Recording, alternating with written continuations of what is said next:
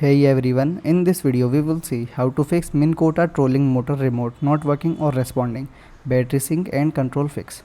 Fix 1 is replace the remote battery. Open the battery cover on the back of the remote, then remove the old battery. Insert a new battery of the correct type matching the plus and minus marking. Then close the battery cover and test the remote. Second one is check the trolling motor power. Make sure the trolling motor battery is fully charged, then check that the battery cable are tight and clean. Then turn the trolling motor on, then test the remote again. Third one is restart the trolling motor. Turn off the trolling motor, then disconnect the battery for 30 seconds, then reconnect the battery. Turn the motor back on and test the remote. Fourth one is resync the remote. Turn on the trolling motor, then put the motor into pairing mode. Then press and hold the pairing button on the remote until it connects. Then test all the remote buttons. Fifth one is move closer to the motor. Stand within a few feet of the trolling motor, then remove anything blocking the signal. Try using the remote again. Thanks for watching.